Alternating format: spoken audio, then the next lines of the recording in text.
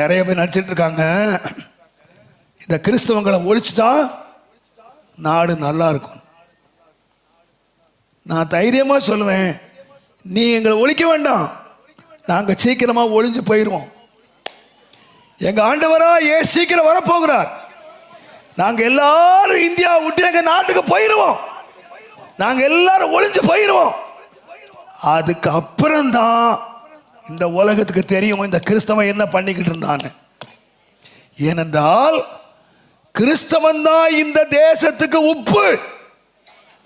இந்த உப்பு போயிட்டா நாடு மிதிக்கப்படுவதற்கும் குப்பையிலே கொட்டப்படுவதற்கு தான் உதவுமே தவிர எந்த பெரிய மோடி மஸ்தா வந்தாலும் ஒன்றும் நடக்காது.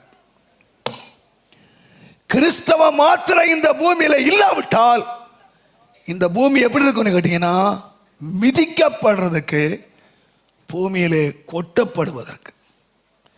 இந்த கிறிஸ்தவன் தான் இந்த உலகத்துக்கு வெளிச்சமா இருக்கிறான்.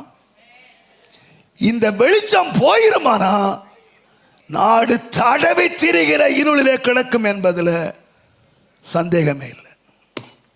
ஒருவேளை உங்களுக்கே விளங்கிச்சா இல்லையா எனக்கு தெரியாது.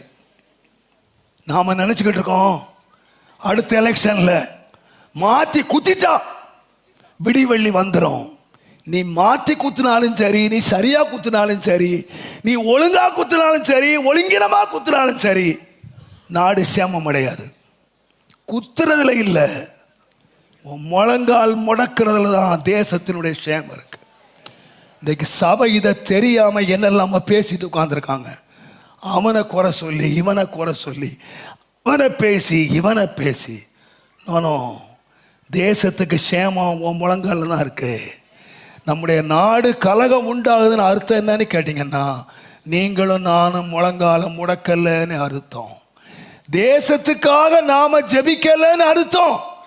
ராஜாக்களுக்காக நாம ஜெபிக்கலன்னு அர்த்தம். அதிகாரிகளுக்காக நாம ஜெபிக்கலன்னு அர்த்தம். சபை இன்றைக்கு அந்த வேலையை செய்யல, அதனால்தான் கலகம், அதனால்தான் பெரிய மாற்றங்கள் உண்டாகி கொண்டிருக்கிறது.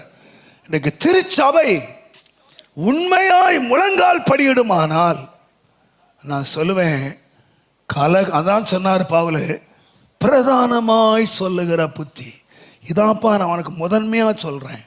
நீங்க ஜெபம் பண்ணுங்க, சபை ஜெபம் பண்ணுங்க, ஊழியர்கள் ஜெபம் பண்ணுங்க. நீங்க ஜெபம் பண்ணுனா நாடு எப்படி இருக்கும்னு கேட்டீங்கன்னா அமைதியா இருக்கும். தேவனுடைய நாமத்துக்கு மகிமை உண்டாவதாக. அப்ப நான்